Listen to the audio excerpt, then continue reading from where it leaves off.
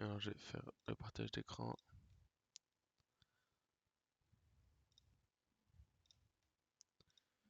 Voilà, alors normalement, je sais pas si vous arrivez, normalement vous pouvez voir mon écran. Euh, Ouais, ici c'est pas les questions Maya, t'as bien compris. Et juste au-dessus, c'est si vous voulez, enfin je vais pas regarder, c'est juste si vous voulez dire des trucs pas importants.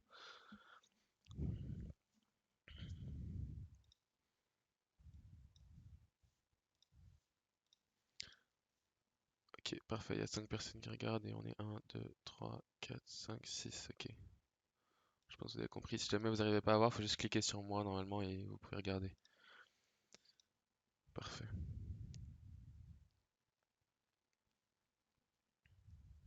Ok, nickel, il y a tout le monde. Bon, alors let's go, on va commencer. Donc le premier truc à faire sur... Ouais, c'est normal, Seb. Sur le Discord, vous pouvez aller dans ce channel ici, horaires et informations.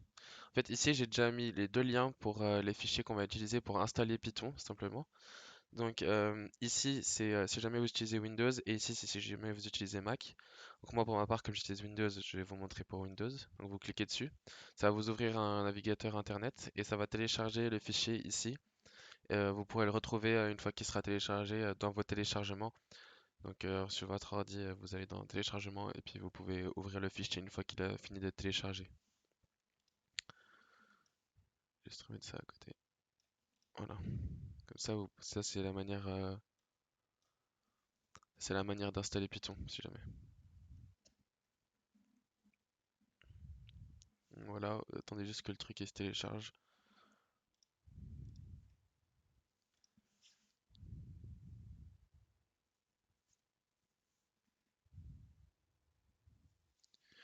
Tout le monde arrive bien à télécharger. Si jamais vous n'arrivez pas, vous pouvez toujours écrire dans les questions, hein. Si jamais.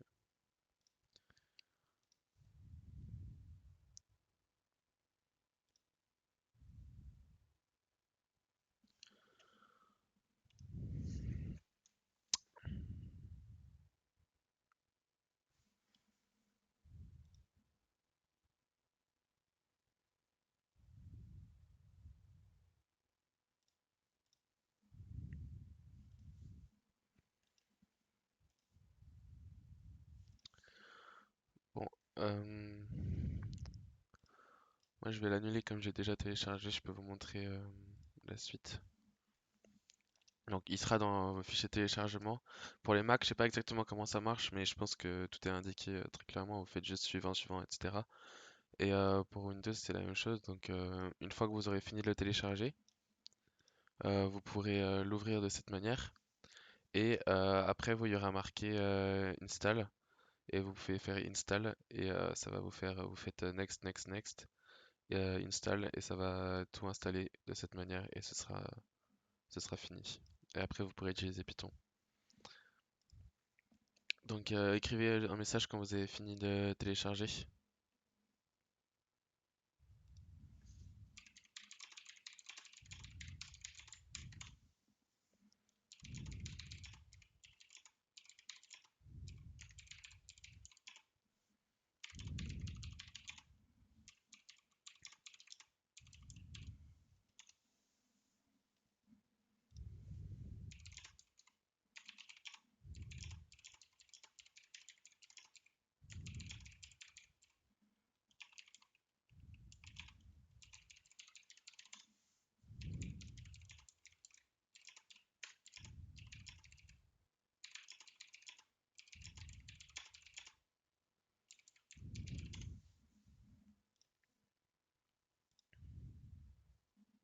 Ok, Sébastien, nickel.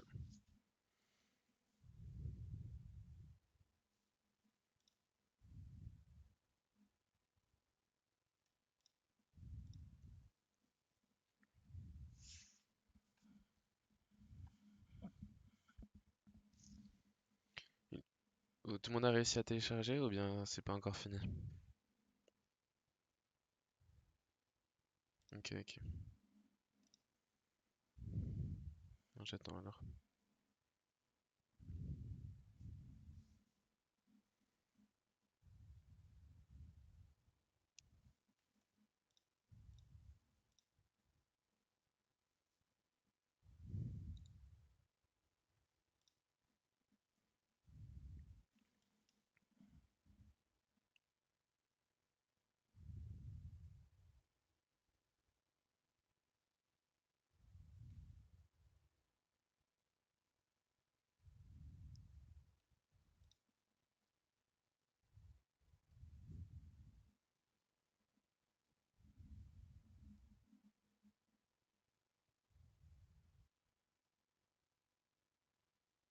Gal, c'est mieux d'installer le nouveau si t'arrives, parce que il y a des nouvelles updates, etc. C'est toujours mieux d'avoir la dernière version, mais normalement, oui, ça peut toujours marcher. Pour ce qu'on va faire, c'est pas très important. Si t'avais déjà celui de l'année passée.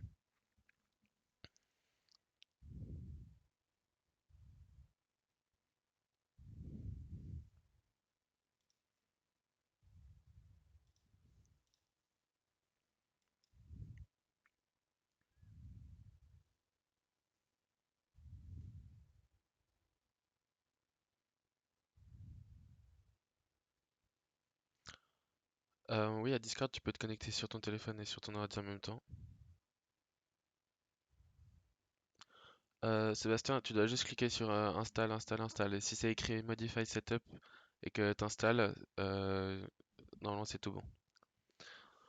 Comment vérifier que vous avez bien installé, je peux vous montrer. En fait, vous allez dans votre barre de recherche. Alors sur Windows, c'est ici.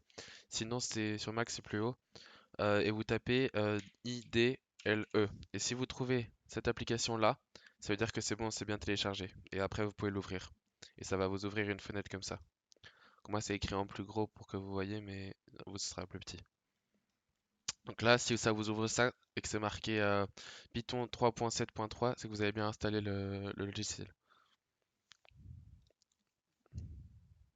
Ok.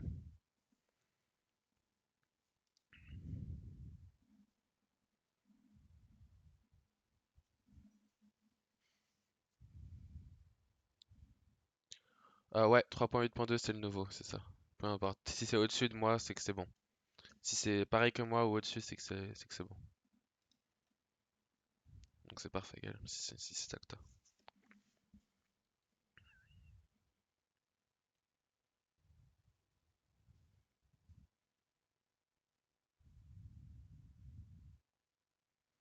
Ok, s'il y en a, ils ont besoin d'aide ou est-ce que c'est tout bon pour tout le monde? À part Sébastien?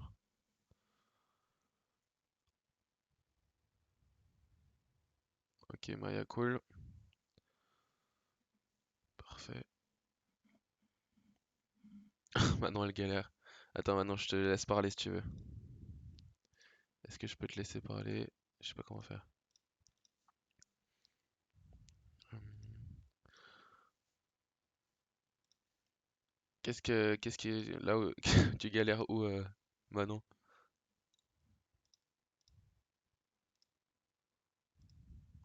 Non, elle peut pas.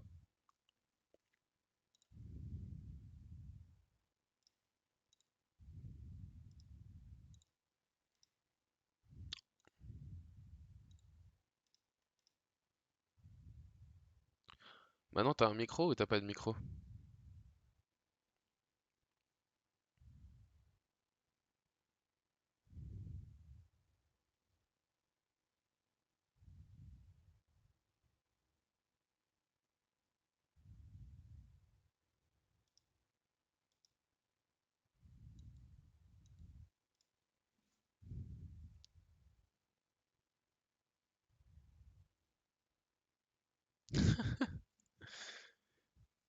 T'arrives à installer, Manon? Faire quoi, t'arrives à rien faire?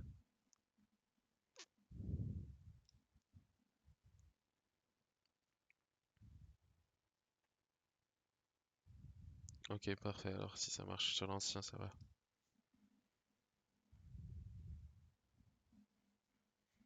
C'est marqué quelle version quand tu l'ouvres?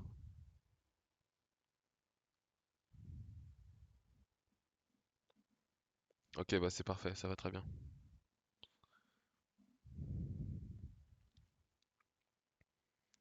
Sébastien, tu t'en sors?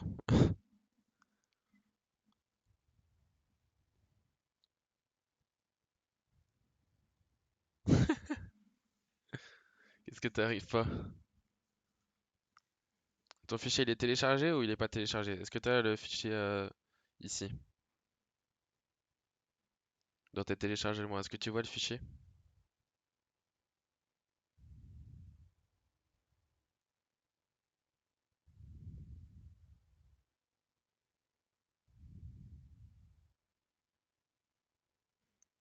Ok, ça vient sur... euh, Est-ce que ça vient sur ça, Sébastien?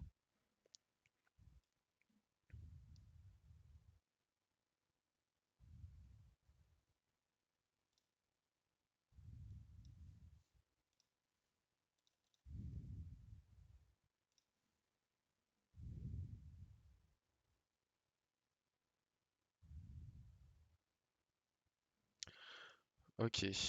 Euh, Quand tu tapes Python ici, ça t'affiche quoi? Ça t'affiche pas le bon truc? Ça t'affiche pas ça?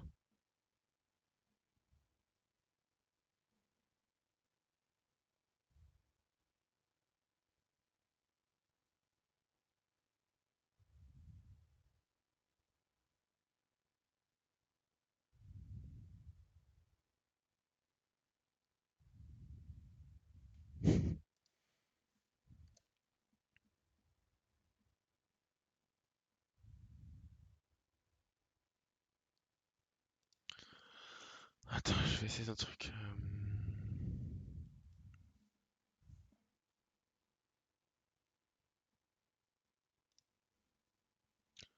Ouais,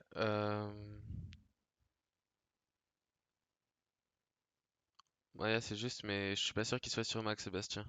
Mais ouais, toi t'as bien installé vu que t'as IDLE en haut. C'est justement ça qu'il faut ouvrir pour programmer. C'est le tout premier en fait. Parce que t'as tapé Python, le mieux c'est de taper directement IDLE et là t'as directement l'application qui vient normalement. Euh,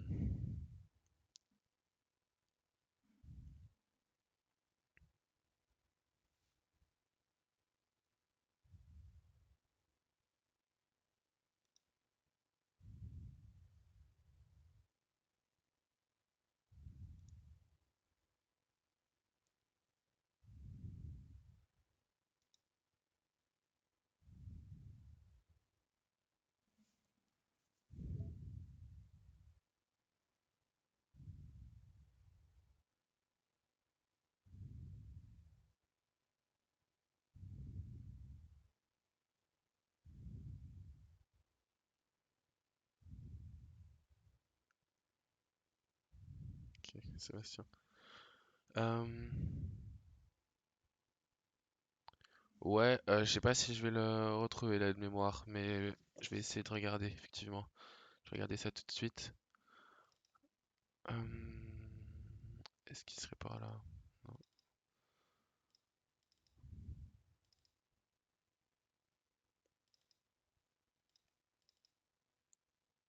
Ah voilà, j'ai retrouvé, parfait. Alors je vais essayer de vous partager l'aide-mémoire, effectivement c'est une très bonne idée. Partager.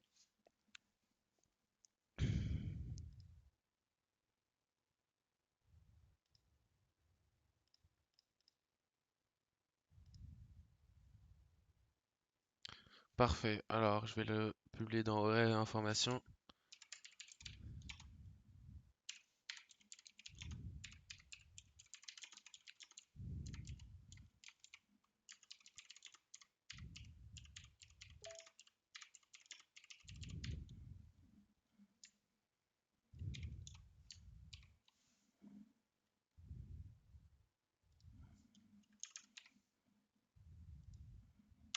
Voilà, si jamais vous devez pouvoir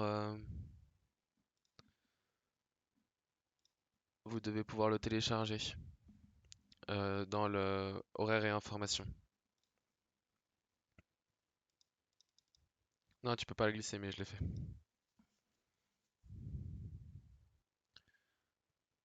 Ok, Sébastien, c'est bon. Donc, est-ce que tout le monde est bon là?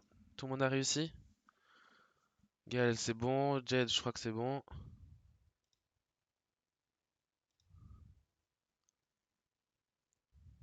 Ok, tranquille. Manon, est-ce que... Oui, Manon, elle s'en sort. Maya, c'est bon. Et Sébastien, c'est bon.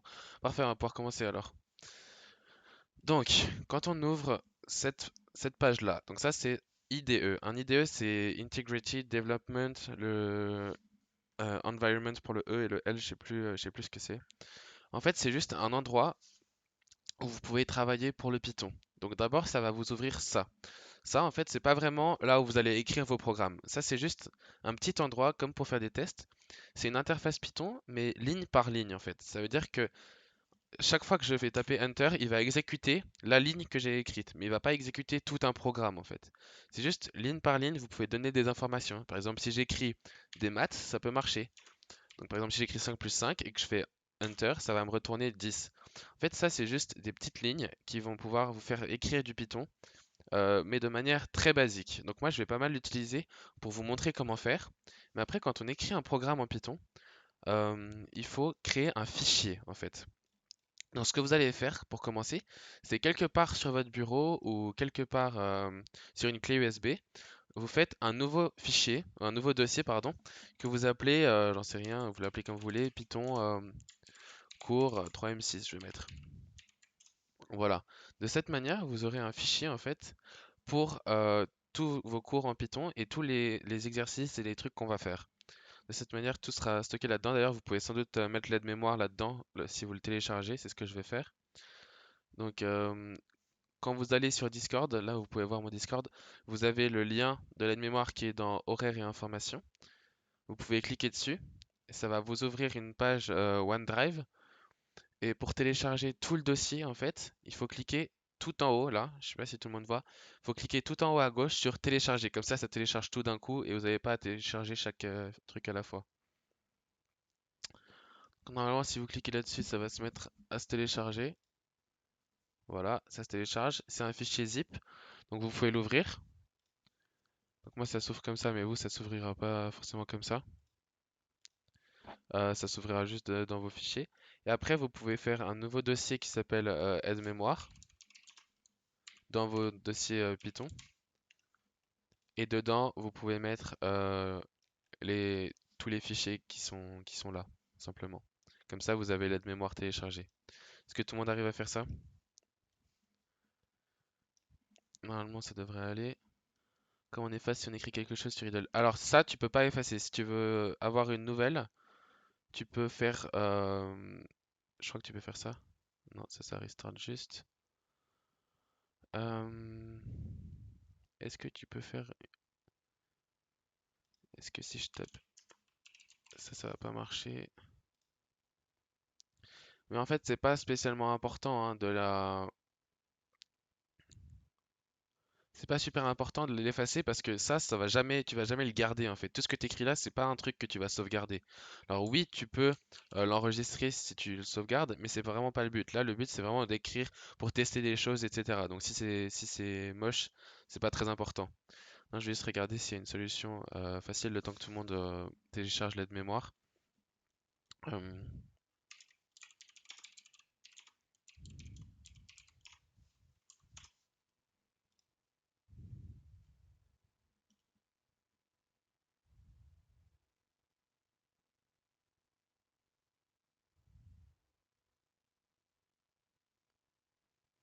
Écoute, c'est pas très important. Si tu veux vraiment l'effacer, tu le fermes. Et tu retapes IDLE et tu le rouvres et là il est de nouveau tout propre. Mais comme j'ai dit, c'est pas vraiment là que tu vas écrire tes programmes. Donc en soi, si c'est moche, c'est pas grave. C'est justement fait pour que ce soit moche ici et pas ailleurs. Donc est-ce que tout le monde a réussi à se procurer l'aide-mémoire et le mettre dans un fichier qui s'appelle Python cours? Comme ça vous avez tout au même endroit? Ou est-ce qu'il y en a qui ont besoin d'aide?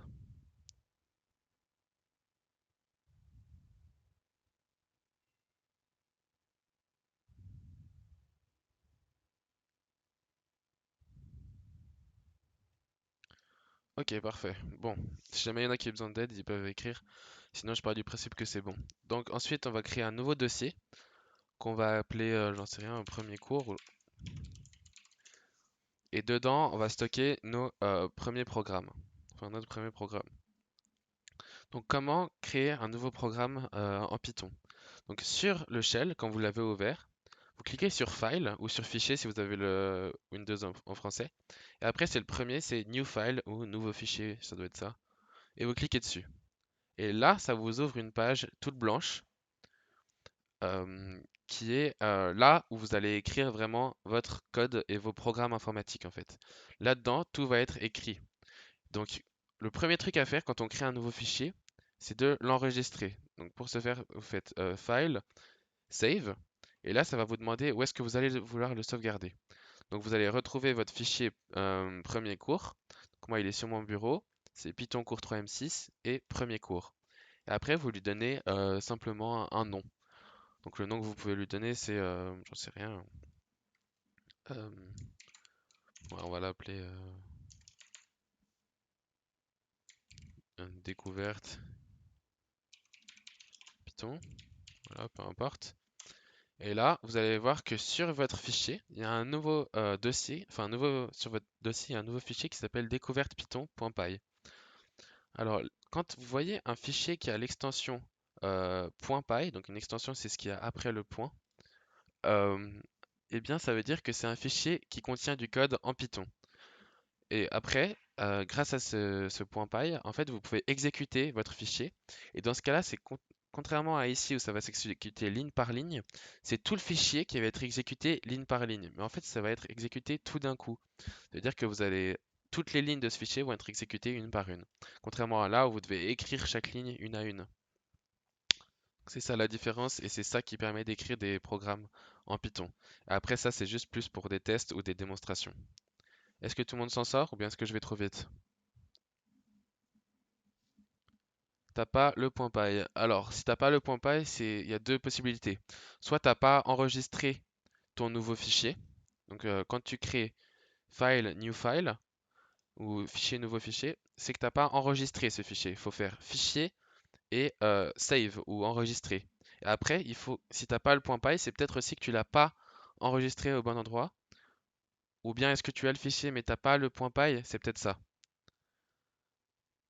Si t'as le fichier qui s'appelle découverte Python mais qui n'a pas marqué .py, c'est pas très important. C'est juste que tu as désactivé les extensions, mais la plupart des gens ont ça activé.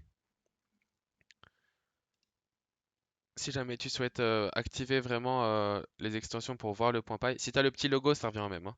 Si tu souhaites vraiment voir le .py, tu peux aller dans Affichage, juste là en haut, Affichage et Extension des noms de fichiers. Sur Mac, je crois même pas que c'est possible, mais si jamais tu souhaites vraiment le voir, mais si jamais tu as le fichier, c'est tout ce qui importe. Est-ce que tout le monde s'en sort? Ok, parfait. Donc si jamais vous avez un problème, vous pouvez m'écrire, j'espère que tout va bien.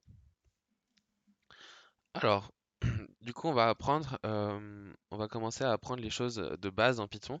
Et en fait, il faut comprendre que la programmation et Python, surtout Python, c'est très très proche des maths et ça utilise juste l'anglais comme langue d'écriture. Ça veut dire que les mots-clés qu'on va utiliser vont être en anglais, mais je vais vous les traduire pour que vous compreniez, pour ceux qui parlent pas forcément très bien anglais. Mais en fait, quand je dis que ça ressemble aux maths, c'est que tout est basé sur des fonctions. C'est-à-dire que en maths, on a vu les fonctions comme des choses qui manipulaient des nombres, mais en fait, en programmation, une fonction, ça peut manipuler tout ce qu'on veut. Donc c'est ça qui est vraiment intéressant. Par exemple, la fonction la plus simple en Python, c'est la fonction qu'on appelle print. Donc en fait, quand je suis dans ce shell et que j'écris, par exemple, 5 plus 5, donc ça c'est des maths, hein. Donc Python il comprend très très bien les maths si jamais. Donc ça, il n'y a pas de problème, tous les nombres, etc., il va bien comprendre. Mais après, on reverra ça plus précisément. Donc si j'écris 5 plus 5 et que je fais entrer, il va m'écrire 10. Donc il aura fait l'addition et il va me retourner 10. Maintenant, si j'écris 5 plus 5 dans ce fichier-là, il va pas m'afficher directement. Parce que là, il fait une manipulation en plus pour m'afficher les résultats. Mais en fait, ce que je devrais vraiment faire, c'est écrire la fonction print. Print, c'est une fonction qu'on a déjà vue l'année passée, mais je vais juste réexpliquer un peu. Donc, comme en maths, c'est une fonction. Donc, en maths, on l'appelle f, mais là, elle s'appelle print. Print, ça veut dire imprimer en français. Et ici, entre les parenthèses, vous allez mettre l'argument de la fonction. Donc, en maths, on écrit f de 1 par exemple, et si la fonction c'est x plus 1, ça vous retournez 2. Mais print en programmation, en tout cas en Python, c'est une fonction qui affiche à l'écran quelque chose.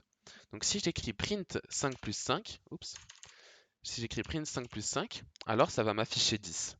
Alors là, vous allez vous dire, ouais, mais ça change rien du début. Sauf que quand on crée un fichier comme ça, c'est la seule manière d'afficher quelque chose dans cet endroit ici. C'est-à-dire que si ici j'écris print de 5 plus 5 et que je ferme la parenthèse, donc ça c'est une fonction print 5 plus 5, il faut que je sauvegarde le fichier. Donc soit vous utilisez CTRL S pour sauvegarder, soit vous faites File, Save, ici, donc fichier sauvegardé. Ou bien de toute façon quand vous allez le lancer, il va vous demander automatiquement est-ce que vous voulez le sauvegarder. Parce qu'en fait il ne peut pas lancer le fichier s'il n'a pas été sauvegardé. Donc ensuite vous faites, pour lancer le fichier que vous avez écrit, il faut cliquer sur Run. après Run Module. Donc je sais pas comment c'est écrit en français ça, mais c'est cet onglet-là en tout cas. Et après vous faites Run Module, c'est sous F5. Et là en fait, vous avez vu, il s'est passé des choses sur l'autre console, sur cette console-là. Ça, c'est un message qui dit que vous avez lancé le fichier à cet emplacement-là. Donc ça, c'est le chemin d'accès de votre fichier. Ça veut dire qu'il est dans mon disque dur qui s'appelle C, dans le fichier users, dans le fichier admin, dans le fichier bureau, dans le fichier Python cours.m6 qu'on a créé juste avant, premier cours, et le fichier il s'appelle découverte-python.py. En fait, ça c'est juste une manière de spécifier le chemin d'accès du fichier qu'on lance. Et ensuite, vous voyez qu'il y a marqué 10. Donc ça veut dire qu'on a bien affiché la bonne valeur. Non, je sais pas ce qui se serait passé si j'avais juste écrit 5 plus 5. Selon moi, il n'y aura rien marqué. Voilà, vous avez vu? Comme j'ai pas marqué print, il a exécuté 5 plus 5, lui, mais je lui ai pas demandé de l'afficher. Donc évidemment, il va pas me l'afficher. Là, ça a juste relancé le fichier et de telle manière qu'il a exécuté ce qu'il y avait là-dedans. Mais comme je lui ai pas demandé d'afficher quoi que ce soit, il a rien affiché. Donc voilà pour la fonction print. Donc quand on veut print des éléments, enfin quand on veut afficher des éléments dans la console, c'est le seul moyen qu'on a, c'est d'utiliser la fonction print. Et quand on est dans cet environnement ici et pas dans un fichier de programmation, alors on peut écrire des choses et elles vont être print automatiquement pour juste le confort de ne pas avoir à écrire print tout le temps ici. Est-ce que tout le monde comprend ou est-ce que je vais trop vite?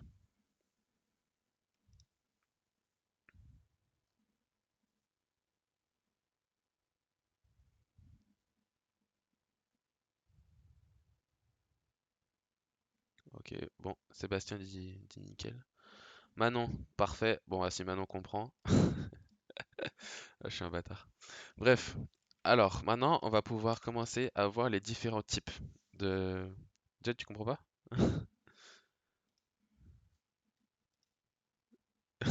Bah, tu mets ça pour la blague.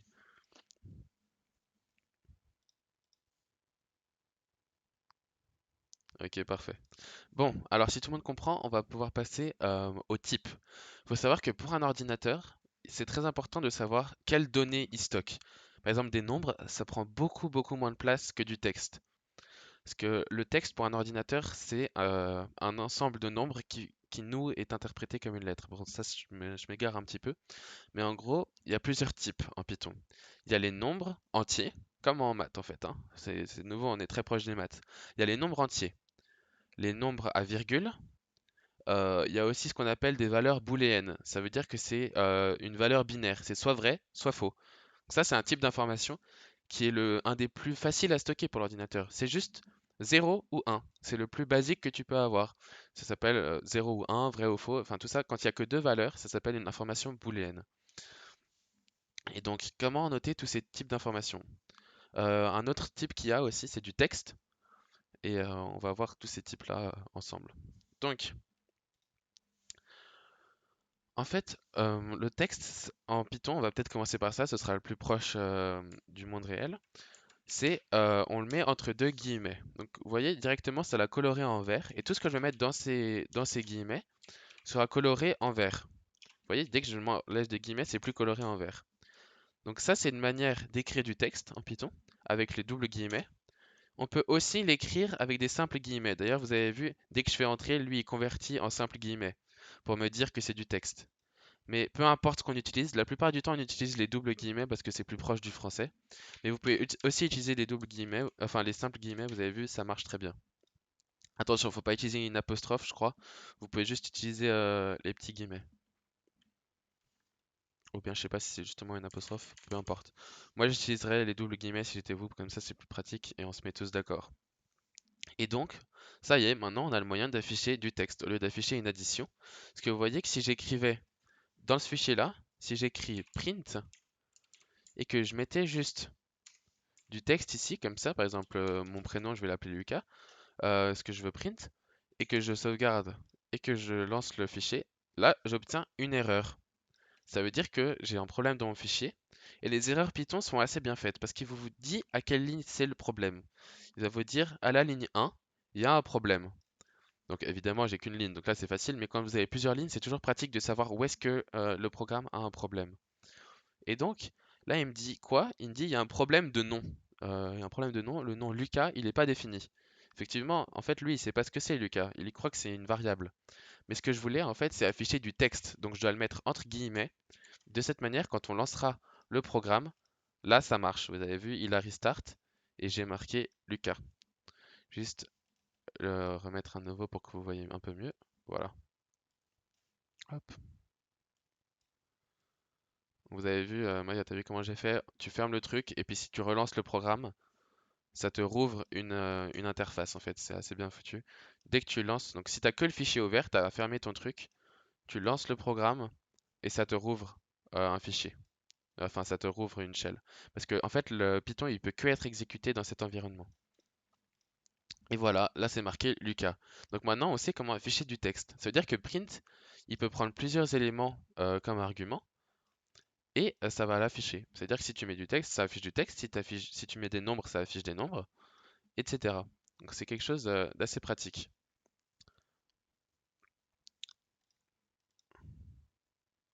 Alors, la différence entre les deux pages. Maya elle demande. Donc, ici, je sais pas comment expliquer un peu plus clairement. Ça, c'est pas un fichier de programmation. Ça, c'est juste euh, un interpréteur Python, si on veut rentrer dans les détails. C'est quelque chose qui comprend le langage Python.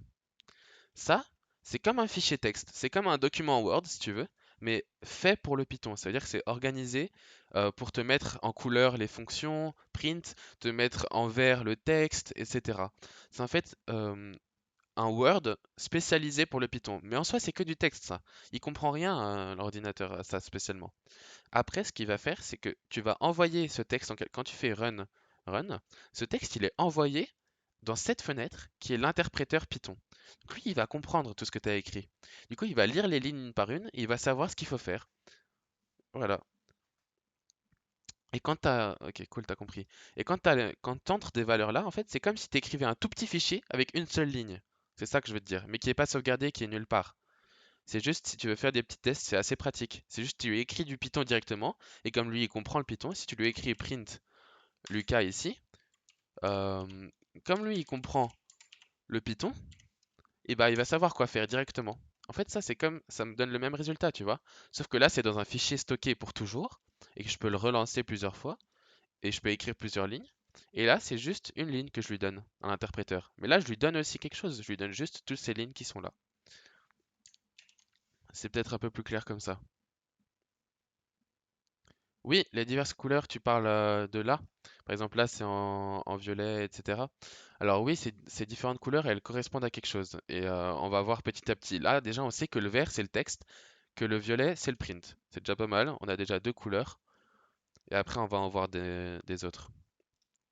Donc maintenant, on sait comment écrire du texte. On sait comment écrire des nombres entiers. Et les nombres à virgule en Python, c'est un autre type. Faut bien comprendre, les nombres entiers et les nombres à virgule, c'est deux types différents en programmation. Heureusement, Python, c'est un langage qu'on appelle faiblement typé, c'est-à-dire qu'on n'a pas besoin de préciser le type quand on le crée. Il y a des langages, à chaque fois que vous créez un texte ou quoi, vous devez dire ce que je vais créer, c'est du texte. Mais en Python, il n'a pas besoin de ça. Donc ça, c'est un grand avantage de ce langage de programmation, c'est qu'on peut directement créer des choses et changer leur type. Si vous faites pas trop de bêtises, Python, il gère ça assez bien. Si vous commencez pas à additionner du texte avec des nombres, etc. Mais voilà.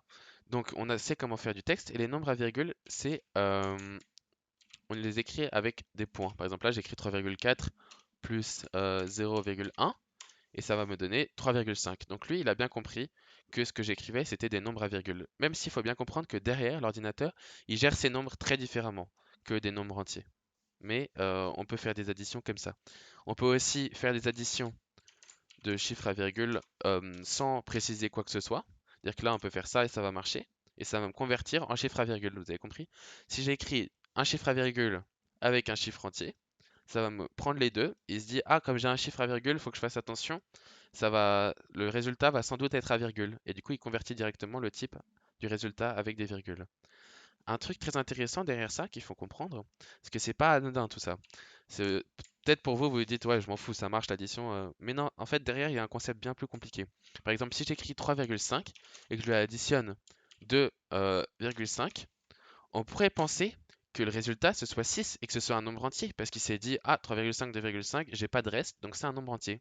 Et pourtant, dans le résultat, on a un virgule 0.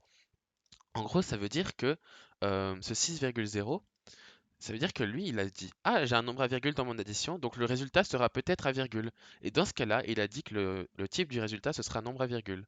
Et comme il n'y a pas de virgule, il a mis virgule 0. Mais ça, c'est quand même un nombre à virgule, c'est pas un nombre entier, c'est géré différemment. Donc voilà, ça c'est un concept, le concept de type pour les nombres, comme vous pouvez voir. Ensuite, on va peut-être voir comment créer des variables. Donc des variables en Python, c'est quelque chose qui sert à stocker, peu importe quoi. Ça sert à stocker. Donc ça peut stocker des nombres, ça peut stocker du texte, ça peut stocker tous les types que j'ai dit. C'est comme, comment dire, c'est comme un mot dans lequel on peut inscrire des données, comme un fichier un peu. Donc par exemple, si je crée une variable qui s'appelle prénom, donc là, vous avez vu, j'ai pas mis de guillemets. Ça veut dire que c'est pas du texte, c'est vraiment un objet. C'est comme c'est juste une variable en fait. C'est ça qu'il faut comprendre. Et je vais mettre égal pour définir à quoi prénom réfère. Prénom, ça va référer à quelque chose. Et prénom, je vais dire que ça réfère au texte euh, Lucas. Donc maintenant, ma variable prénom, elle se réfère à Lucas. Donc bon, dans tout le programme que je vais écrire, enfin dans toutes les prochaines lignes que je vais écrire, je pourrais utiliser prénom.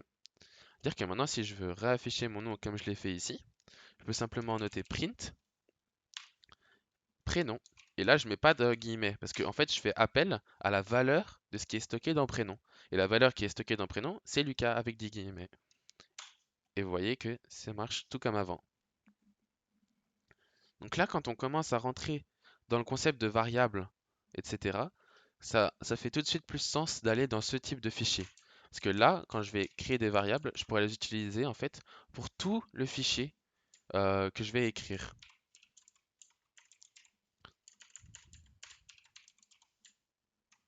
Voilà, donc là j'ai créé une variable de type texte, vu que c'est du texte qui est stocké dedans, et je l'ai stocké dans le nom qui s'appelle prénom. Est-ce que tout le monde comprend? Je vois tout le monde qui est en train d'écrire. En fait, oui, ça c'est du texte, ce qui te sort, mais lui il met pas les guillemets parce que, en fait, quand je tapais juste Lucas et qu'il me mettait les guillemets, ici tu dis, je pense, ici il te met les guillemets parce que t'as pas écrit print. La fonction print, elle ressort forcément du texte, donc c'est évident. Ça, c'est un peu la fonction print spéciale de cette invite de commande là. Si là j'ai écrit print Lucas, enfin print prénom dans ce fichier-là, en fait, il va simplement m'afficher le prénom en partant du principe qu'évidemment c'est du texte, parce que c'est la fonction print qui est utilisée. Ça, c'est pas vraiment la fonction print. Alors, oui, il faut toujours save et ensuite appuyer sur run. Mais si tu saves pas, par exemple, imaginons je vais modifier ça comme ça, donc j'ai rien modifié, mais lui il va croire que oui, et que je fais run module sans avoir sauvegardé, vous avez vu, il me met un petit message d'erreur. Je sais pas si vous arrivez à lire, mais il est marqué source must be saved, OK to save. Et après, il va mettre, si tu cliques sur OK, ça sauvegarde ton fichier et ça l'exécute directement. Donc t'es pas obligé de sauvegarder, il le fait pour toi, il te met juste un petit message. Voilà, comme Gaël t'a bien répondu. Dans l'autre fichier, pas le principal, il faut toujours effacer ce qu'on a fait avant. Je comprends pas de quel fichier tu parles. Est-ce que tu parles de celui-là ou est-ce que tu parles de celui-là? Est-ce que tu parles de shell? Ça s'appelle un shell, Sébastien. Cool, Maya. Ouais, c'est vraiment stylé. Il y a vraiment beaucoup de choses à faire. Par exemple, moi, je suis en train de programmer une alarme pour ma maison qui m'envoie un SMS dès que, si jamais il y a quelqu'un qui rentre dans la maison. Et puis, j'ai connecté une empreinte digitale, un lecteur d'empreinte digitale dessus pour pouvoir la désactiver. Donc, en fait, il y a vraiment beaucoup de choses à faire. Un autre projet que j'ai fait, c'est, par exemple, automatiquement baisser mes stores le soir et les monter le matin. En fait, il y a tout plein de choses à faire en Python et c'est vraiment, enfin, il y a vraiment beaucoup de choses à faire en programmation. C'est pour ça que ça m'intéresse autant et que c'est hyper intéressant. Non, pas le shell. Donc dans ce fichier-là, en fait, il faut bien ça, t'as pas besoin d'effacer tout ce que tu as fait avant. Faut juste comprendre que ça, c'est un fichier et que dans ce fichier, euh, il y a un programme. C'est un seul programme. Tu fais pas, par exemple, je sais qu'il y en a l'année passée, ils faisaient tous leurs exercices dans un seul fichier. Mais en fait, vous ne devriez pas faire ça. Faut bien comprendre que ce fichier-là, découverte python.py, en fait, c'est un fichier dans lequel il y aura un programme. Et après, si vous voulez faire des exercices, vous faites un fichier que là, que vous appelez pas premier cours, vous appelez exercice. Et pour chaque exercice, vous faites un nouveau fichier. Donc vous allez là, vous faites File, New File. et vous aurez un nouveau fichier, vous l'enregistrez, par exemple, vous l'appelez exercice 3.4 et vous le mettez dans le dossier exercice. C'est comme ça qu'il faut comprendre. Ouais, ou mon TM aussi. TM, je le fais en Python. Ça te fait des pires grosses formules. Qu'est-ce qui me fait des pires grosses formules? Maya, je comprends pas bien.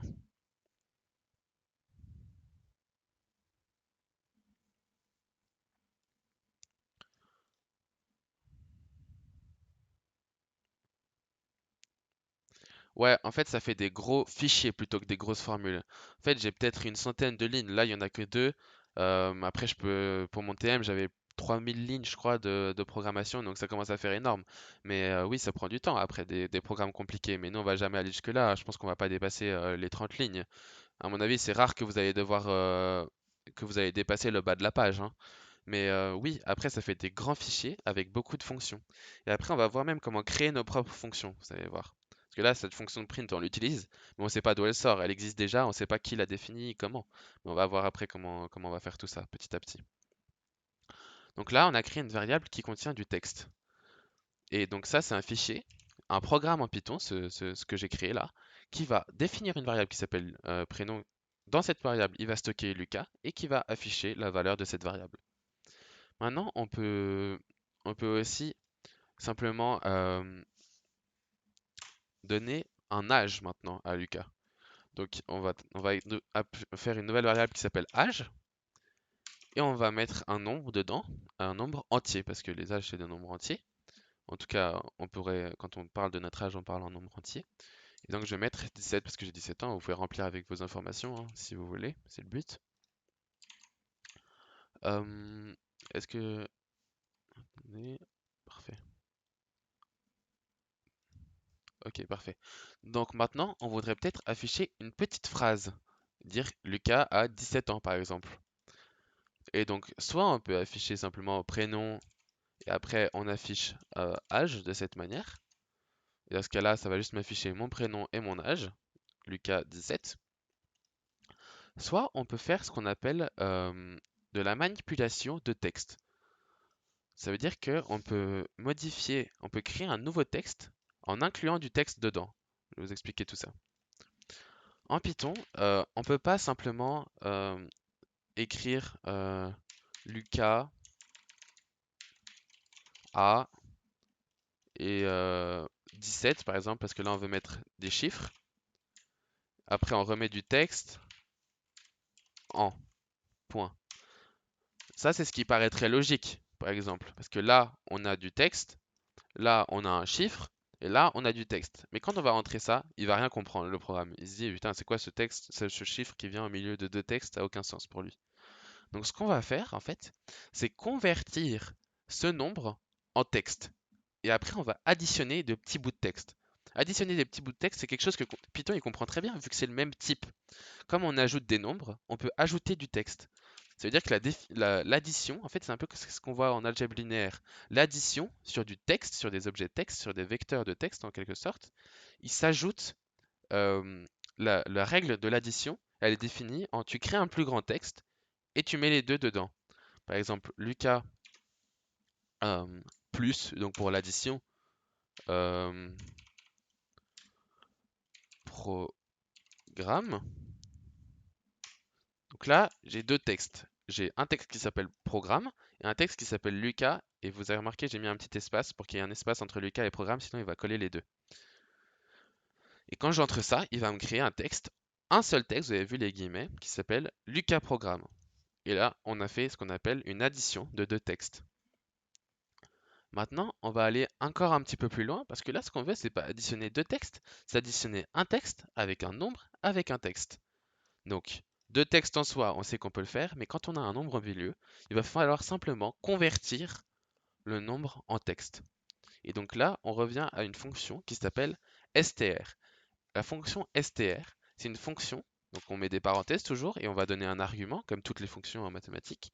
Et dans cette fonction, on peut mettre n'importe quel autre type que du texte, et ça va le convertir en texte. Par exemple, si j'écris str de 17, vous allez me voir, il me renvoie un texte qui contient 17.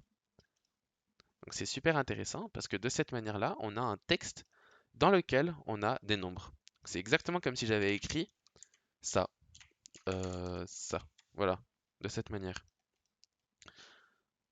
Donc là, si on convertit 17, alors on peut, si jamais, oui, j'ai oublié de vous dire, ça c'est un truc qui est assez pratique. Si vous voulez reprendre une ligne d'avant, vous pouvez juste vous mettre dessus et appuyer sur Enter et ça va vous la remettre ici. Comme ça, vous pouvez la modifier. C'est une petite astuce. Et donc là, maintenant, ce que je veux, c'est additionner du texte avec ce nombre converti en texte. Donc je vais le convertir de cette manière. Là, on n'aura plus un nombre, mais on aura du texte. Et je vais la additionner avec du texte. Et maintenant, on a quoi? On a une phrase parfaite. Lucas a 17 ans. Ah, par contre, le en, vous avez vu qu'il est collé au 17. Ça, c'est normal parce que Python, il connaît pas le français. Il sait pas qu'il faut mettre des espaces entre les mots. Lui, il colle juste les lettres entre elles. Il colle juste les textes entre eux. C'est-à-dire que là, en fait, je devrais juste mettre un petit espace euh, avant en. Vous voyez, je vais mettre un petit espace juste là. De telle manière à ce que, comme j'ai fait là, en fait, de telle manière le 17 il soit intercalé entre deux espaces quand il va coller les textes entre eux. Et voilà, on a Lucas à 17 ans. Donc maintenant, comment le faire concrètement dans ce programme-là? Déjà, est-ce que tout le monde comprend? Est-ce que tu peux mettre str de âge? Ouais, voilà, tu m'as anticipé, on y vient. Donc là, on a print, on veut afficher une petite phrase qui décrit Lucas. Donc on va faire, on va écrire, d'abord on veut le texte prénom. Donc là, il va comprendre, on veut le texte Lucas. Euh, Ensuite, on va ajouter, avec le petit plus, un espace, parce qu'on veut des espaces entre nos mots. Ensuite, on va ajouter notre âge, donc str, parce qu'il faut le convertir en texte de âge, comme a dit Manon, très, très justement. Ensuite, on va ajouter euh, donc Lucas. Ah, j'ai oublié de mettre en fait la phrase Lucas. Donc espace, on va écrire Lucas. Ensuite, on va écrire un espace. On va écrire A, espace, son âge. Et après, on va écrire en, avec un espace, euh, point. Et on ferme le texte. Voilà. Donc de cette manière, on a une phrase, concrètement, hein, c'est une phrase qui a été créée en assemblant des mots. Le premier mot, c'est prénom, qu'on peut changer sans aucun problème. Le deuxième mot, c'est espace A, espace, donc c'est un seul mot, mais on met des espaces pour que ce soit joli dans notre phrase. Ensuite, str de âge, ça veut dire que ça va convertir ce 17 en texte pour pouvoir l'afficher. Et ensuite, on va mettre en, avec un point. Et de telle manière, on aura Lucas à 17 ans. Et là, on a créé un programme qui affiche le nom et l'âge d'une personne. Est-ce que tout le monde comprend? Est-ce que c'est clair? Est-ce que je vais trop vite?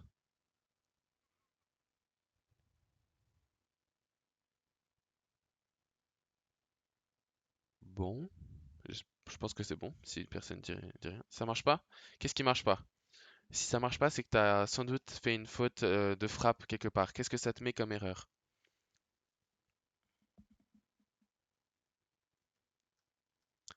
Ça doit sans doute te mettre un message d'erreur quelque part. Qu'est-ce que ça dit ce message d'erreur? Tu peux le copier-coller.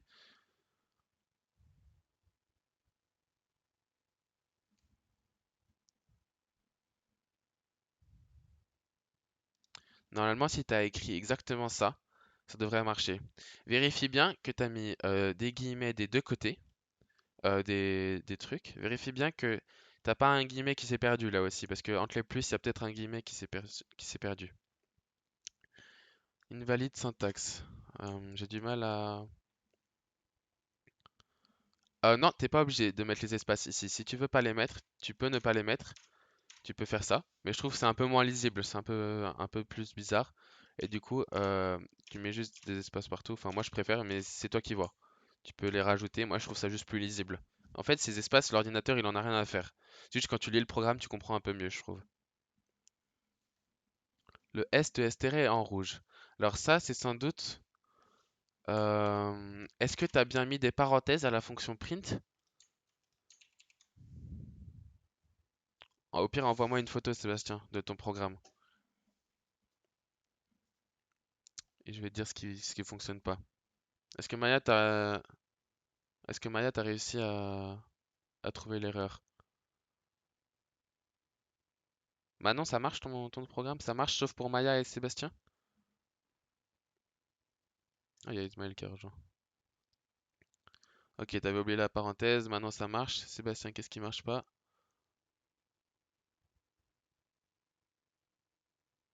Oui, t'as oublié le plus, Sébastien, entre A et str. Là, en fait, t'as oublié ce plus-là, c'est pour ça que ton str il va être en rouge. Il faut bien ajouter, ça c'est comme un texte, hein, donc il faut l'ajouter dans toute la ligne. Normalement, ça devrait marcher comme ça.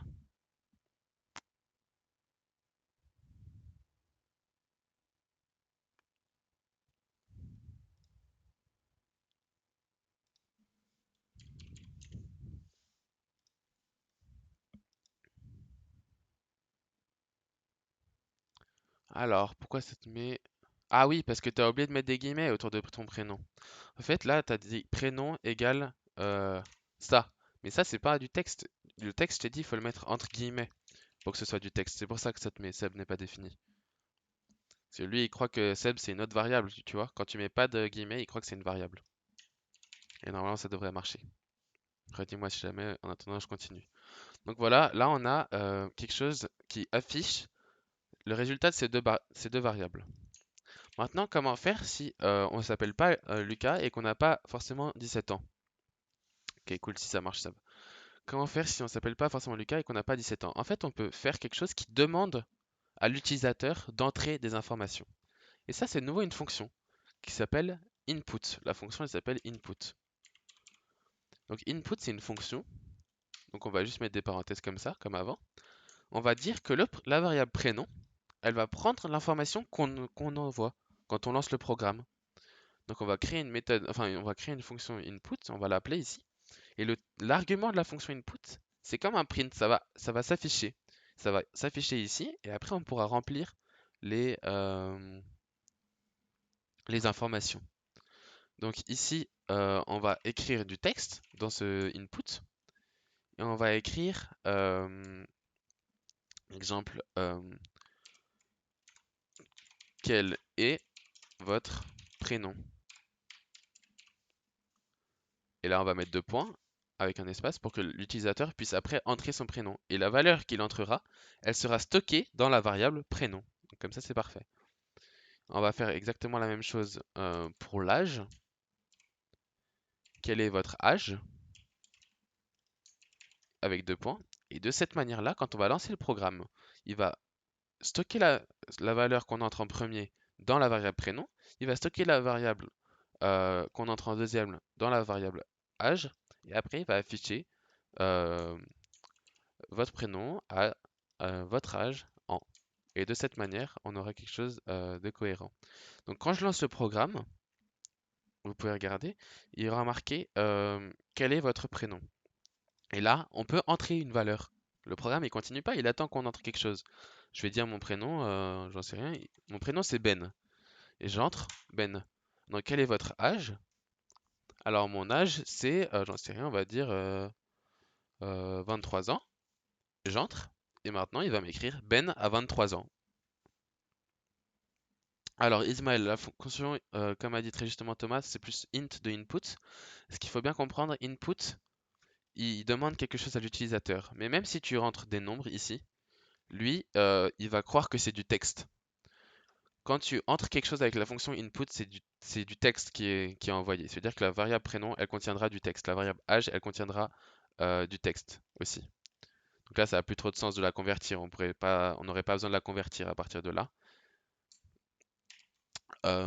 Mais en fait, ce qu'on va faire parfois, c'est utiliser int de la fonction input. Donc int, c'est exactement la même chose que str, sauf que ça convertit pas les choses en texte, ça convertit les choses en nombres.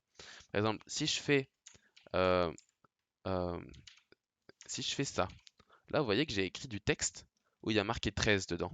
Et si je veux convertir ça pour pas que ce soit du texte, mais que ce soit un nombre entier, j'ai qu'à faire int et ça va me renvoyer non pas du texte, mais effectivement un nombre entier. Vous voyez?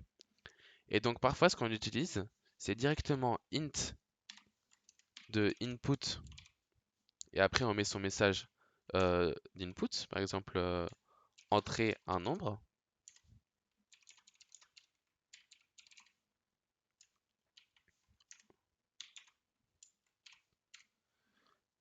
Et donc là en fait on a une fonction dans une fonction. C'est un peu comme on fait en maths une composition de fonctions. On a ici input qui est une fonction qui demande d'entrer quelque chose. Et dès qu'on aura entré, cette valeur va être convertie en nombre entier. Donc quand j'entre, il va me demander entrer un nombre, je vais mettre 3 par exemple, et là il aura converti en nombre entier le nombre 3. Comme ça, c'est plus du texte. Si j'avais juste écrit input entrer un nombre, et que j'écris 3, il va me sortir 3 avec les guillemets. Donc c'est pour ça. C'est-à-dire que là, c'est très bien de convertir en int l'âge, parce qu'un âge en soi, c'est en nombre que ça se dit. Et après, on le reconvertit en texte, même si ça fait des opérations un peu pour rien, c'est plus juste théoriquement. Alors, Maya, la différence entre 13 et 13, c'est juste enfin, entre 3 et 3, par exemple, ou entre 13, ce 13-là, et un 13 avec les guillemets, c'est justement le type de la variable. Il y en a un, comme ça, quand il n'y a pas les guillemets, c'est un nombre, et il y en a un, c'est du texte. C'est différent pour l'ordinateur. Même pour toi, c'est la même chose. Pour l'ordinateur, c'est différent. Par exemple, ici, quand je fais cette valeur, cette fonction-là, et que j'appuie sur Entrée, et que, en fait, j'entre pas un nombre, mais j'entre un truc qui peut pas être converti, par exemple une lettre, genre la lettre E, hop, j'ai une erreur. Il me dit value error. Il peut pas convertir le E euh, en nombre. Mais là, c'est un peu différent encore parce que E, ça peut être vu comme puissance de 10. Si j'avais mis A, par exemple, il va me dire, euh, il va me dire la même chose. En gros, il peut pas convertir A en nombre entier. Là, tu essaies de convertir un A en nombre entier. Tu essaies de faire ça en fait. Tu convertis euh, le texte A en nombre entier. Sauf qu'il ne veut pas convertir le texte A en nombre entier. Lui, cette valeur, elle veut que tu convertisses des nombres. Donc, il peut te convertir que des nombres. Est-ce que c'est plus clair? Ouais, ça a l'air clair. Voilà. Donc, c'est très pratique de faire ça comme ça. Donc là, on a créé un personnage. En gros, on lui demande son nom, son prénom. Et de cette manière-là, on peut afficher sa petite description, en quelque sorte. Donc, on a utilisé des variables et on a utilisé une fonction pour afficher.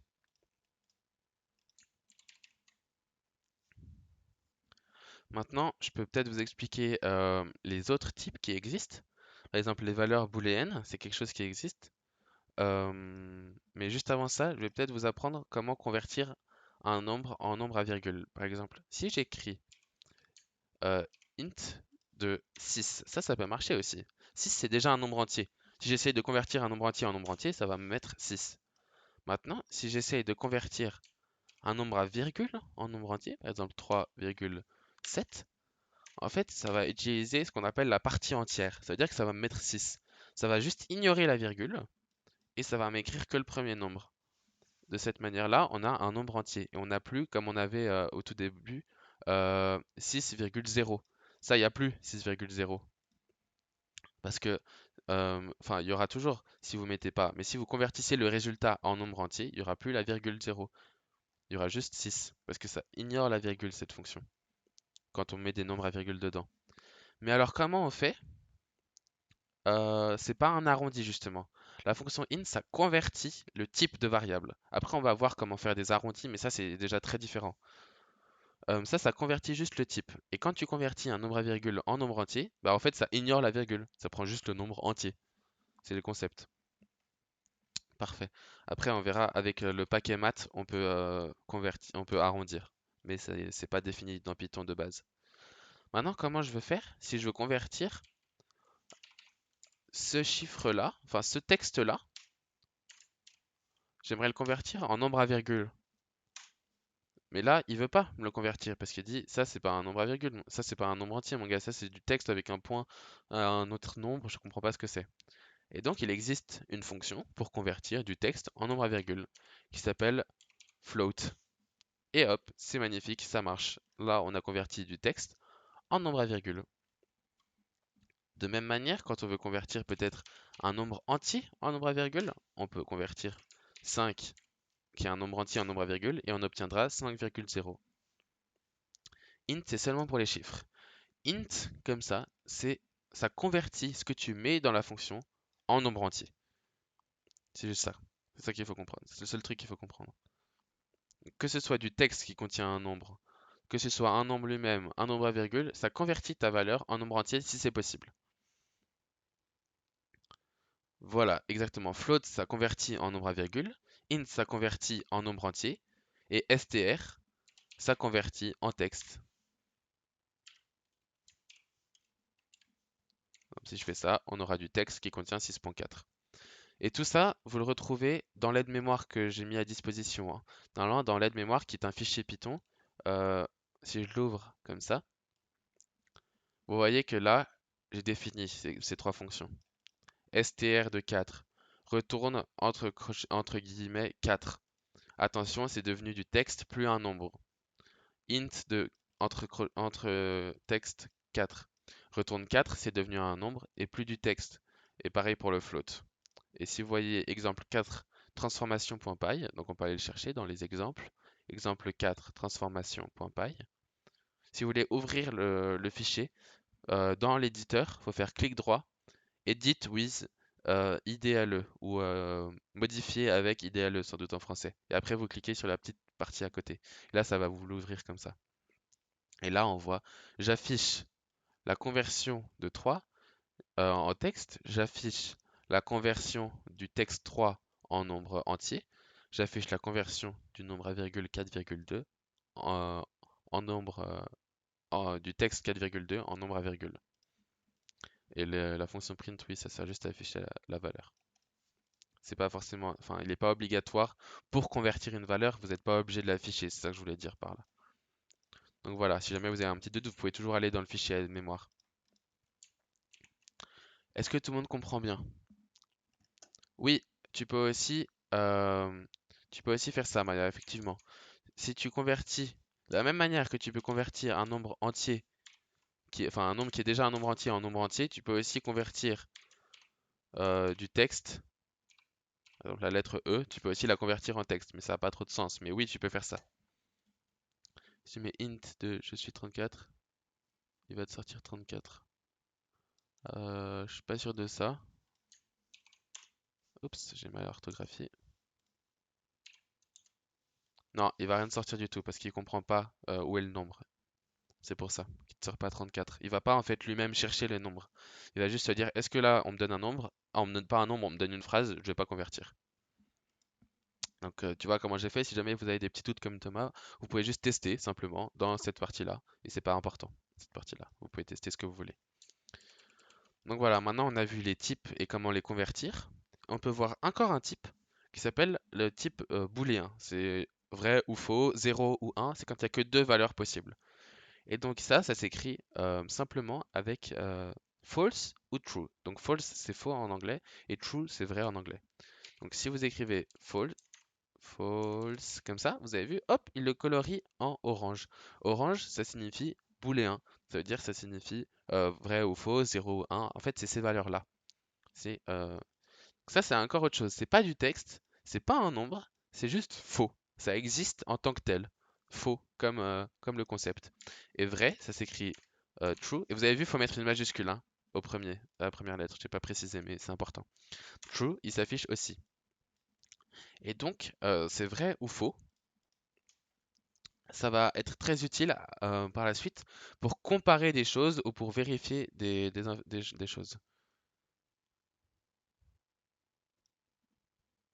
Est-ce que tout le monde comprend bien?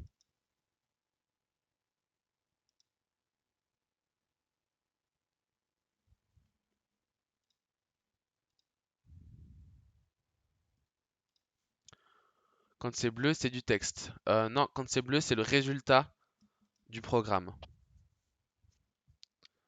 Non, pas forcément. C'est juste quand tu entres, les prints aussi, quand tu vois, quand j'exécute ce fichier, par exemple, si je le réexécute, je vais se fermer pour que ce soit un peu plus propre. Je le réexécute. Là, tu vois, c'est écrit en bleu. En fait, c'est le résultat du programme.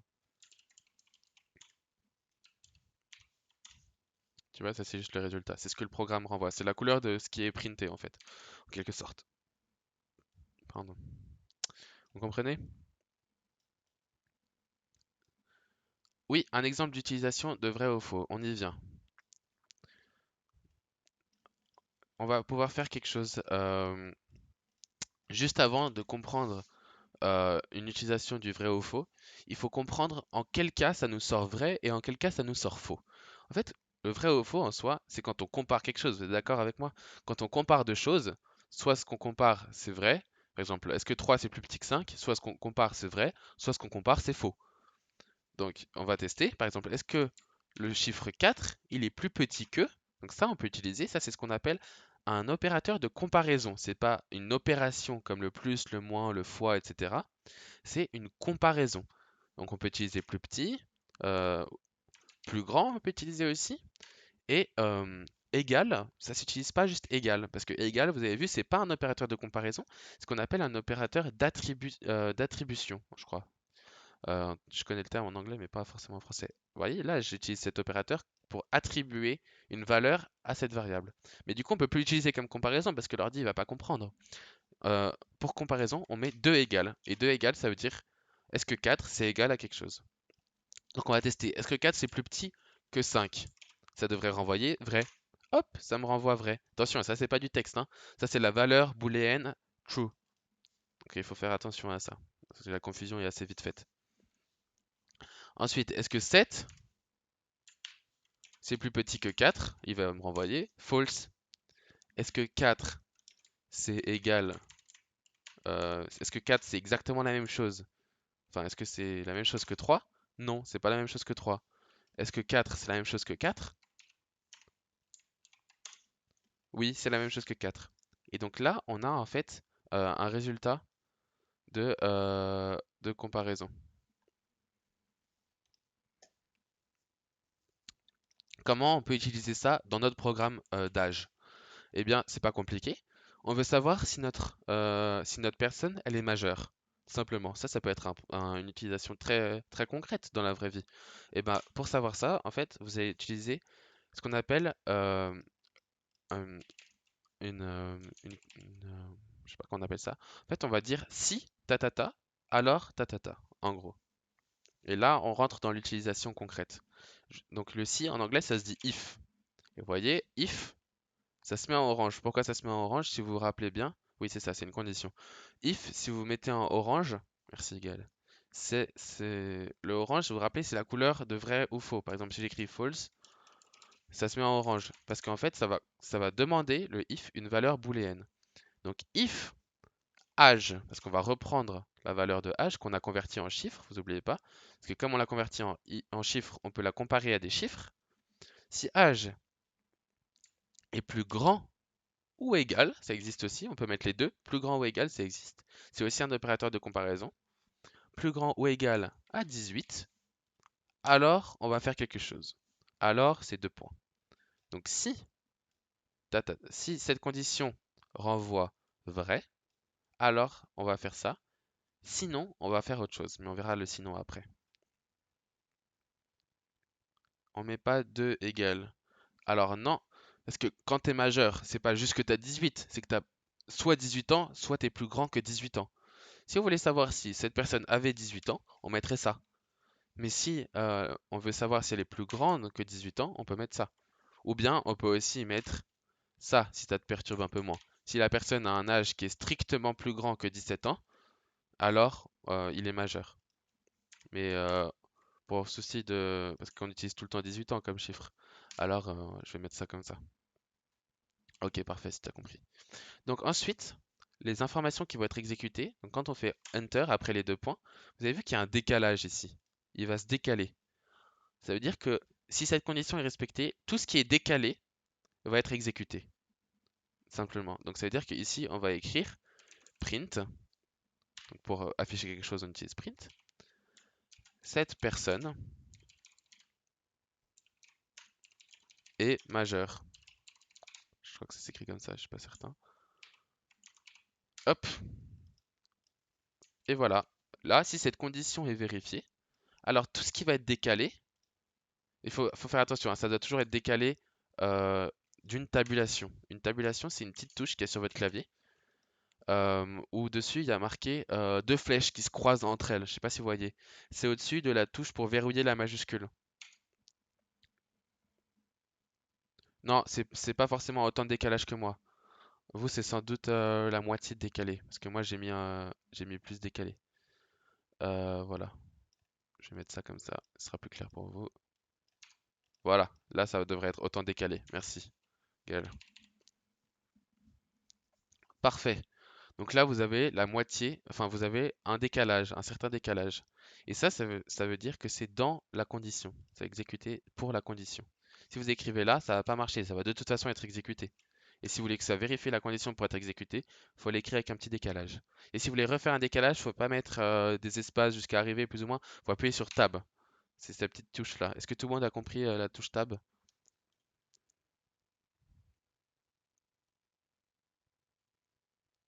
Je pense que tout le monde a compris. Donc, on va écrire cette personne est majeure. Et maintenant, on veut peut-être faire quelque chose si cette personne n'a pas 18 ans. Donc pour ça, on pourrait écrire si son âge est plus petit que 18 ans, alors on fait ça. Mais il y a une autre manière. On peut écrire si cette condition, elle n'est pas respectée. Donc ça se dit else. Else, else en anglais, ça veut dire sinon. Ou ouais, ça veut dire ça. Si, sinon. Donc si ça c'est respecté. Si c'est pas respecté, alors tu fais ça. Et donc si c'est pas respecté, on va écrire cette personne n'est pas majeure.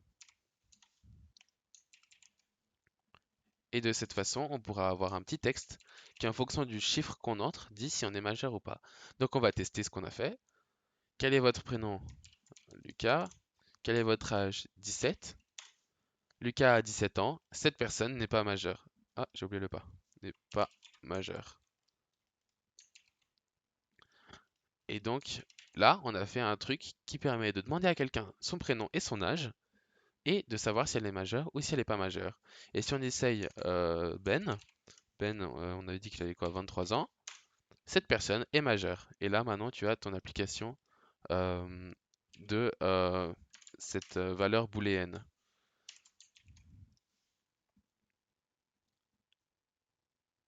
Tu pourrais aussi mettre la variable prénom. Je comprends pas bien la question, Thomas. Tu dis à la place de âge? Est-ce que tout le monde a réussi à faire ça déjà ou est-ce qu'il y en a qui n'y arrivent pas ou qui comprennent pas?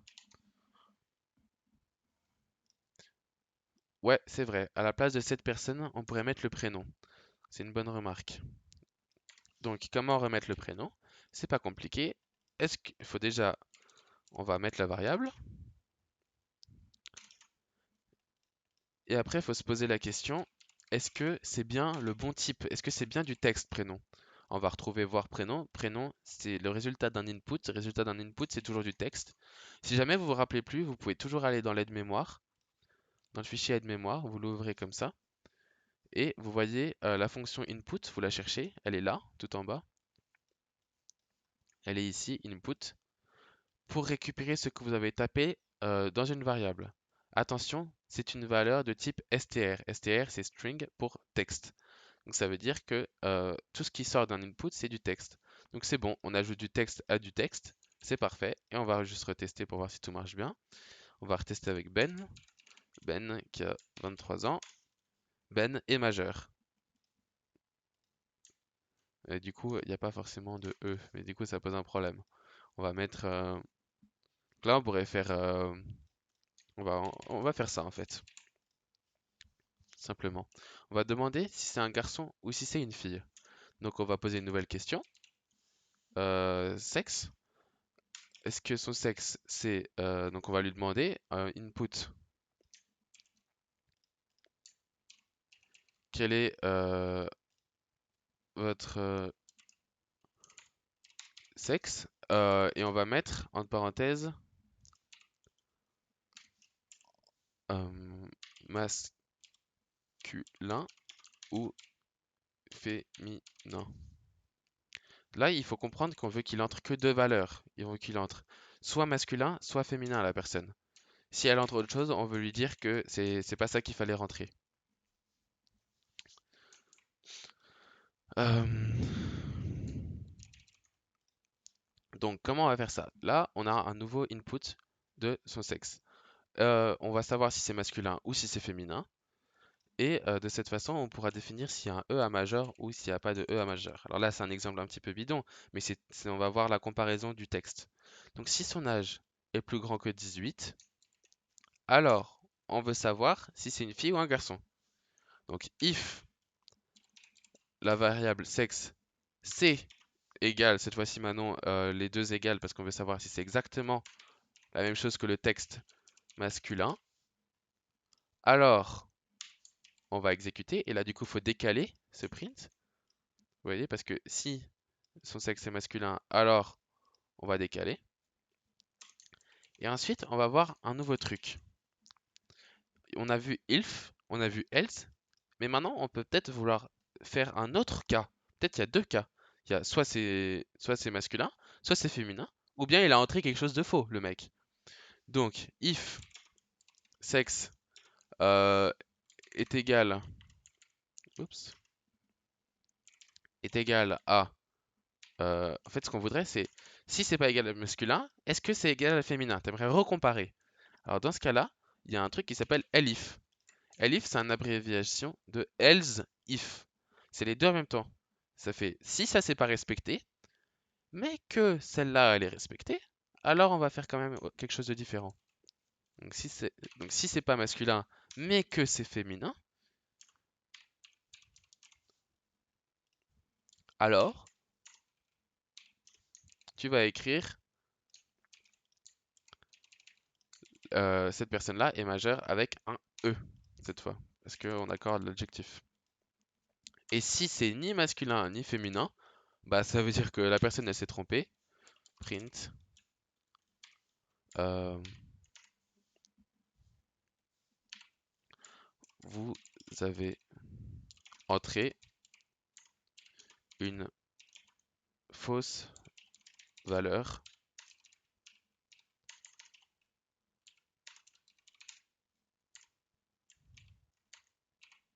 Voilà.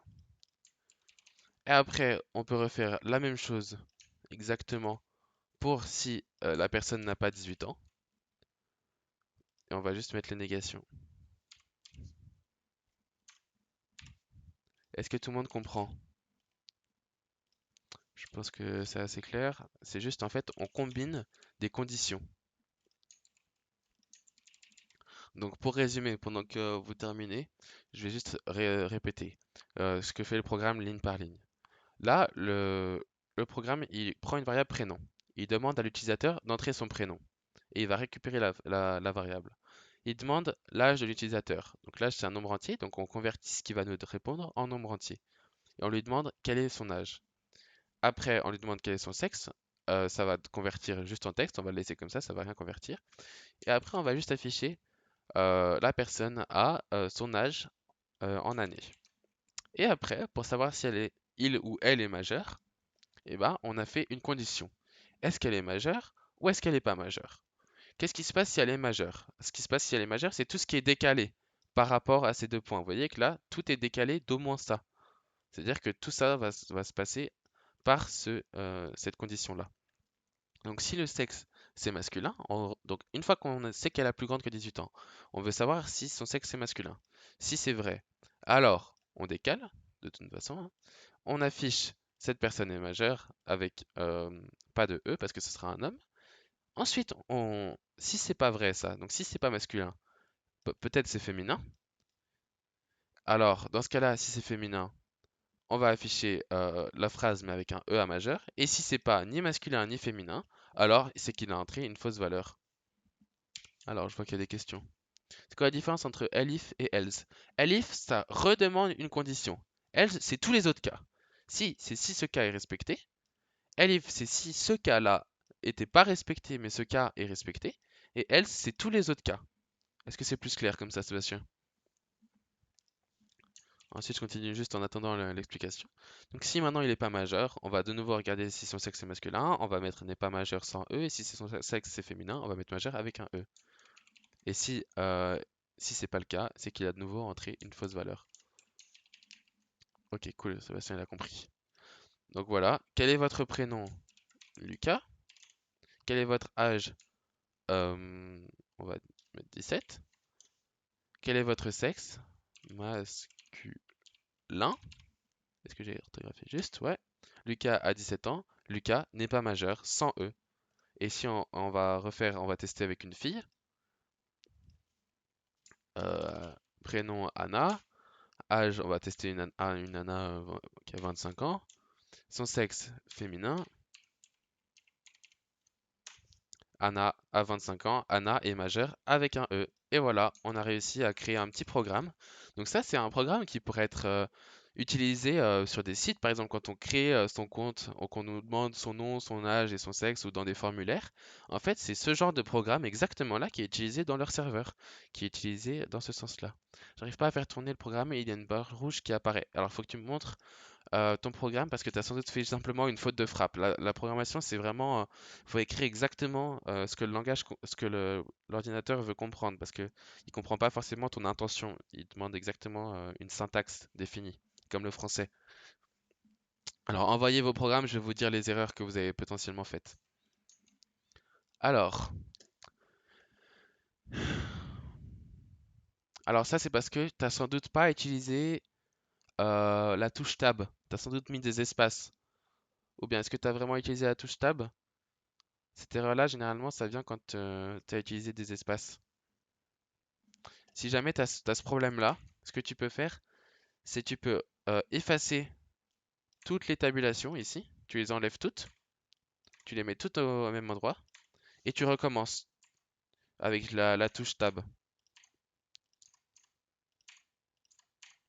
Et là, ça devrait régler ton erreur. Essaye voir ça. T'as compris quelle touche faut appuyer? Je vais essayer de vous mettre une photo. Voilà, c'est cette touche-là.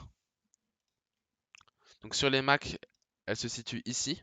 C'est une touche, une flèche avec un trait. Et sur les ordinateurs Windows, c'est cette touche-là. Vous voyez la différence? C'est cette touche-là qu'il faut appuyer. Normalement, ça devrait marcher. Parce qu'en fait, ça c'est un petit problème de Python. Il aime pas quand tu mélanges des tabs avec des espaces. Donc si vous avez cette ligne rouge, la plupart du temps c'est un problème de tabulation. Est-ce que ça marche pour vous? Maya, est-ce que t'avais le même problème que Gaël et est-ce que c'est réglé comme ça? Je vous laisse essayer et me redire. Ah, cool, Gaël, c'est tout bon, ça a marché. Parfait. Sébastien, qu'est-ce que c'est le problème?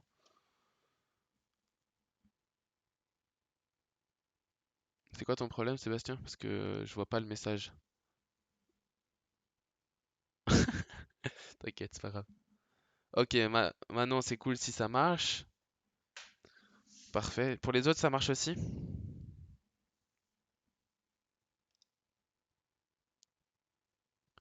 Une valide syntaxe.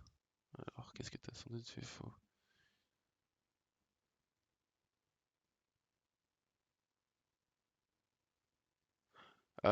Faudrait me... Est-ce que j'arrive pas à lire le programme là, Seb? Attends, je vais regarder, est-ce que je peux voir un peu mieux? T'arrives pas à faire une capture? Ah si, c'est bon, j'arrive à le lire. Excuse-moi, j'ai ouvert en grand. Donc, Sébastien, print. Oui, regarde, à la fin de ton input, t'as oublié de fermer les parenthèses. Tu vois là où je pointe avec ma souris? C'est exactement à cet endroit-là, tu as oublié de fermer la parenthèse de la fonction input, tu vois. Et d'ailleurs, tu as une parenthèse qui est ouverte pour rien au début de la fonction input. Ici, tu as mis une parenthèse alors qu'il n'y en a pas besoin. Et là, tu as oublié de la fermer. Je sais pas si tu vois ce que je veux dire. Juste ici, tu as une parenthèse en trop. Et ici, il t'en manque une pour fermer la fonction. La fonction, c'est toujours deux parenthèses et tu mets l'argument au milieu. Maya, est-ce que tu as fait ce que j'ai dit à tous les tabs? Est-ce que tu as vraiment supprimé ça partout et remis correctement? Ah, ok, parfait, si c'est tout bon. Bravo. J'ai bientôt fini, je pense, hein. Je vais juste encore expliquer quelques autres opérations. Ça va être très facile, c'est juste des maths. Et après, je pense qu'on va s'arrêter là pour aujourd'hui. On a vraiment bien avancé déjà. Euh,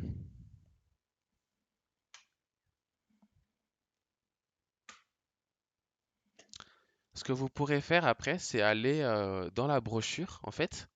Donc, dans mon aide-mémoire, j'ai mis la brochure dedans avec les corrigés de chaque exercice.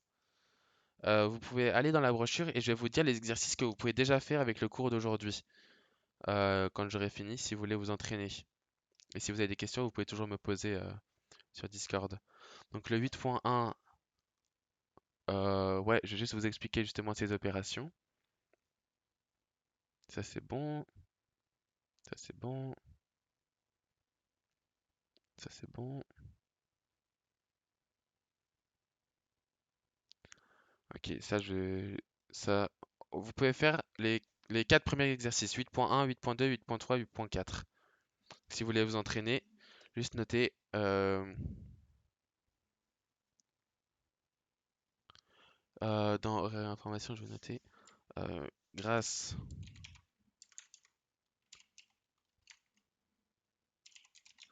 au cours d'aujourd'hui,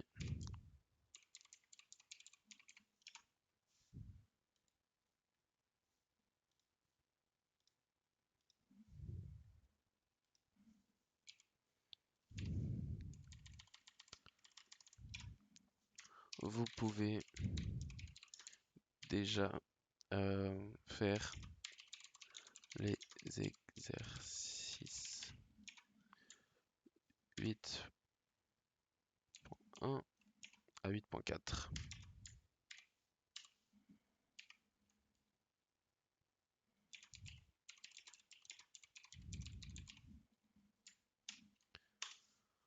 Voilà, j'ai juste posté ça, comme ça c'est clair. Et je vais juste parler maintenant des quelques opérations mathématiques qu'on n'a pas encore vues. Ce qu'on a vu le plus. Attendez, je vais juste regarder, est-ce qu'il y a des questions encore? Pour quand, monsieur? On fait un cours par semaine. Je vais voir combien je fais de cours, ça dépend aussi. Je vais peut-être demander quand est-ce que tout le monde peut être là. Et je verrai quand est-ce que je fais les cours plus précisément. Je vous redirai, je vous mettrai de toute façon un message sur le groupe de classe et de toute façon surtout sur le Discord si vous voulez voir. Les exercices, vous vous organisez, vous faites comme vous voulez. C'est peu importe si on n'est pas non plus au gymnase. Donc il y a le plus qu'on a vu, il y a le moins qui paraît assez logique. Ensuite, le fois, euh, c'est la petite étoile en Python. Le fois, c'est la petite étoile, comme sur GeoGebra. Donc ça, vous avez vu, 5 fois 5, ça me donne bien 25. Ensuite, il y a si jamais vous avez des doutes, vous pouvez toujours aller sur l'aide-mémoire. Je crois que j'ai toutes listées dedans. Euh, D'ailleurs, premier cours, on peut le renommer parce que premier cours ça a plus trop de sens. Enfin, découverte Python ça a plus trop de sens. On peut l'appeler le programme, on peut l'appeler personne parce que on crée une personne avec un prénom, un âge et un sexe. Donc ça a plus de sens de l'appeler comme ça. Si jamais vous voulez le renommer aussi, vous pouvez. Attention juste à pas avoir le programme ouvert quand vous le renommez, sinon il va pas vouloir. Donc quand je disais, vous pouvez aller dans l'aide-mémoire. Oups. euh, et vous avez toutes les opérations dans la catégorie opérations. Vous voyez que plus c'est l'addition, le moins c'est la soustraction, le fois la multiplication, une seule barre c'est la division. Attention, le type du résultat sera toujours un float. Donc float, vous avez vu, c'est nombre à virgule, hein, j'avais précisé avant. Et si jamais vous vous rappelez pas, vous pouvez aller tout en haut, il y a marqué float, c'est les nombres à virgule. Voilà, si jamais.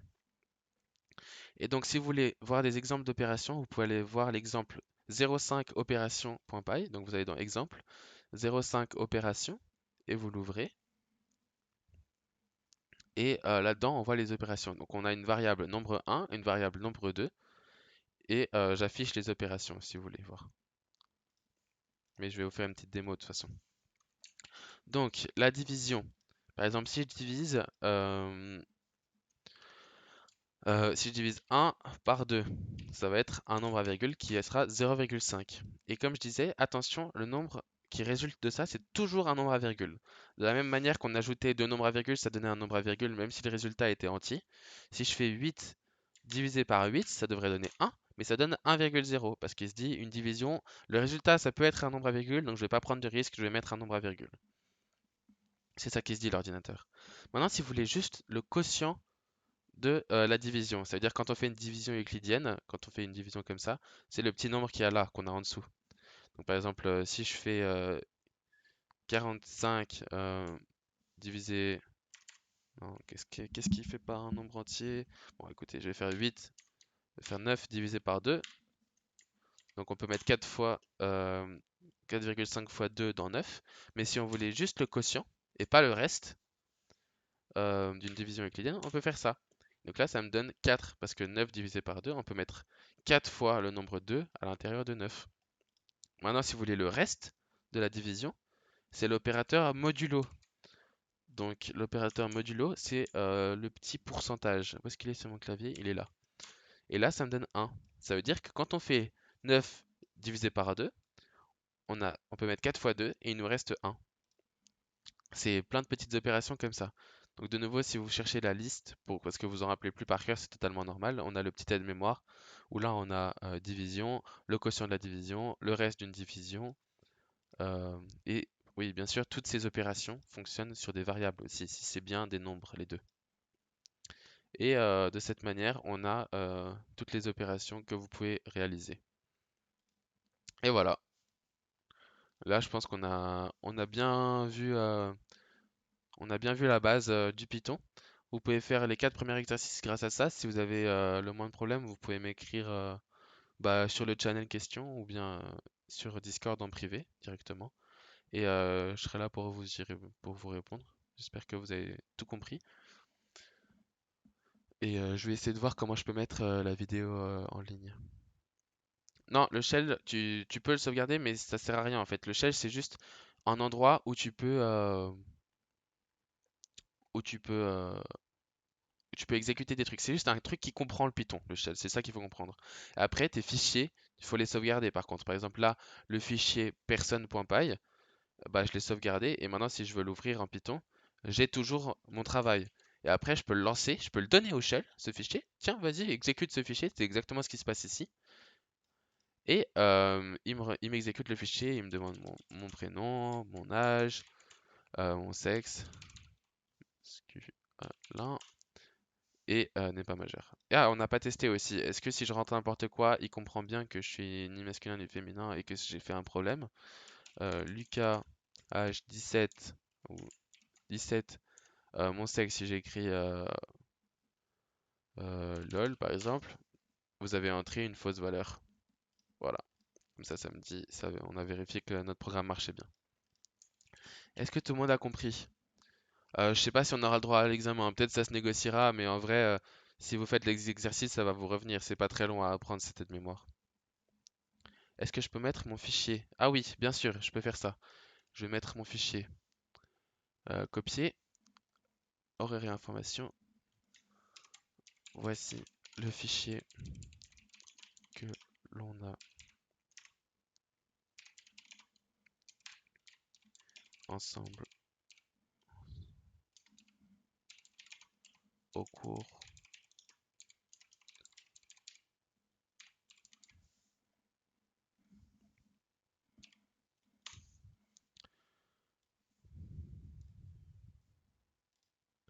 Voilà, je l'ai mis à disposition dans le channel horaire et information si jamais ça vous intéresse.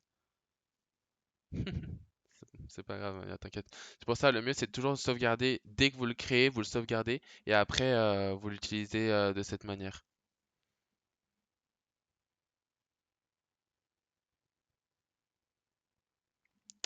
Donc voilà, je pense que j'ai fini pour ce premier cours. J'espère que ça vous a plu, que vous avez bien compris.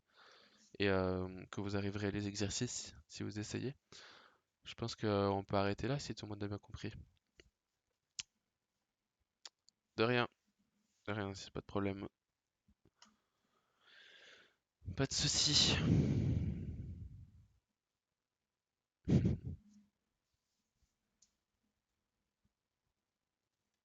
T'inquiète, y a pas besoin de me payer. Je fais ça franchement par plaisir. C'est ma passion la programmation, ça me pose aucun problème de vous expliquer.